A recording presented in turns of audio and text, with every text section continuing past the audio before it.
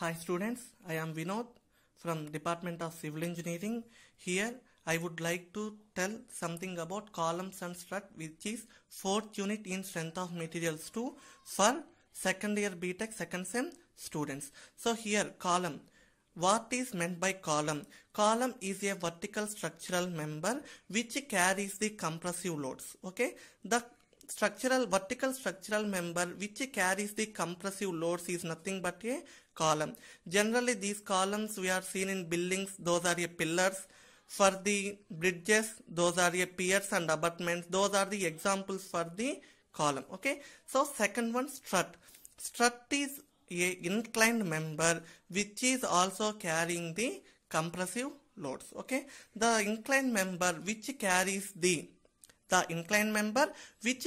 the compressive loads is nothing but it is a strut. Generally we show the struts in case of roof trusses and some of the shafts existing in motor vehicles in those areas.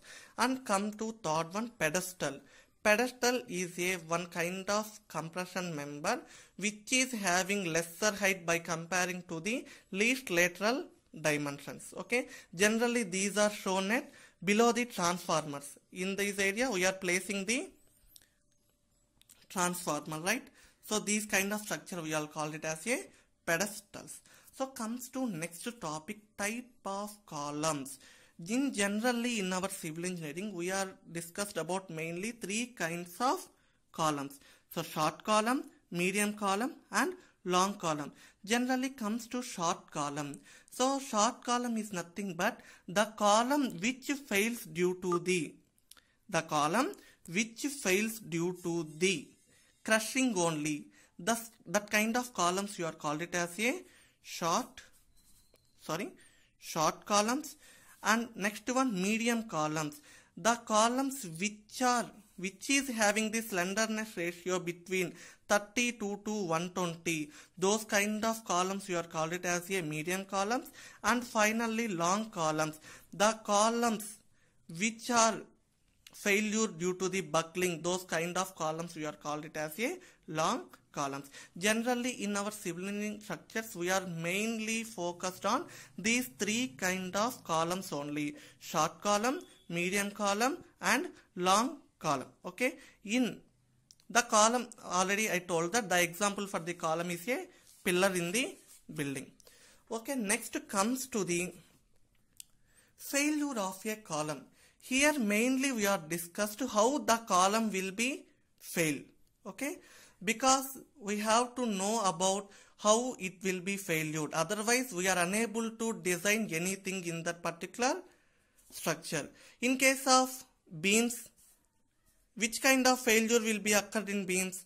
Mainly bending failure. Due to the bending moment only the beams will be failed. But in case of column, these three are the failure modes in the column. First one, direct compressive stresses, buckling stresses, and third one, combined direct and buckling or bending stresses.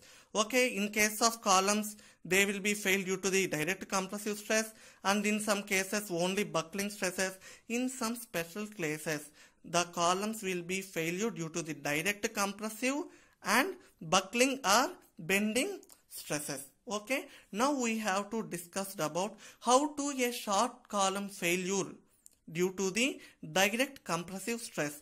I already told in types of columns the short column will mainly failure due to the direct compression only. So in case of this, for example, take it as a short column. In the short column the P load will be acting at the top of this column.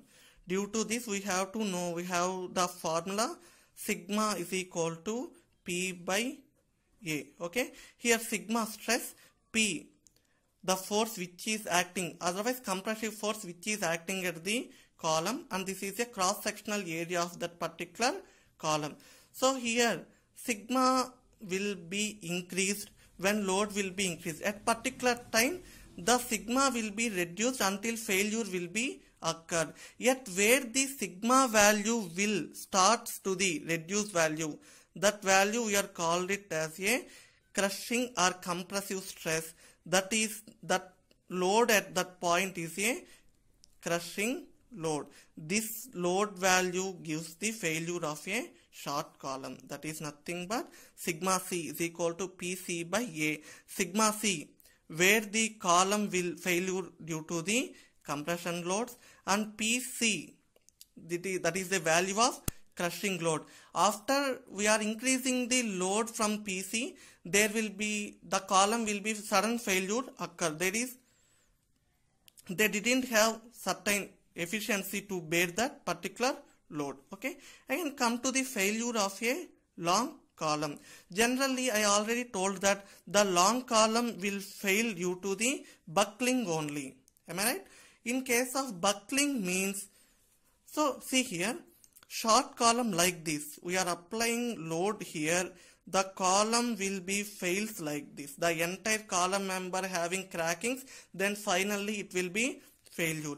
In case of these things, the column failure occurred will be, otherwise the column will buckled like this. That kind of failure we are called it as a buckling failure. So in case of long columns, the buckling failure will be occur. That will be called it based on the maximum and minimum stresses. Here sigma naught is equal to P by A, that is called it as a direct stress, and sigma B is equal to P into E by Z. Sorry, it is a Z. Z is nothing but bending stresses. So maximum buckling stress is equal to direct stress plus bending stress, and minimum is equal to direct stress minus bending stress. Here P load, A cross sectional area, and here Z is equal to section modulus. In the sense, section modulus is equal to I by Y. I is a moment of inertia, Y is the depth of the neutral layer from the top of the section. This is already we are discussed in strength of materials 1. Okay, so Z is a section modulus, and here E is eccentricity. Okay, the load, the line of action of load is in the sense eccentricity. So these are the two different failure modes occurred in a columns. For short column, this is nothing but direct compressive stress, and this is combined direct and bending stresses. The failure of the columns will be clearly explained here. So this is crushing load, and this is bending direct stress, and this is bending stress values. Okay, clear students? So next topic in this unit is something but the Euler's theory.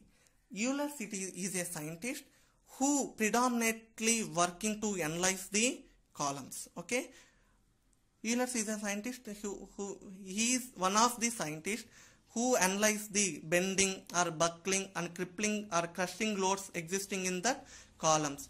Okay, here he clearly mentioned the formula for crippling load. Here we are already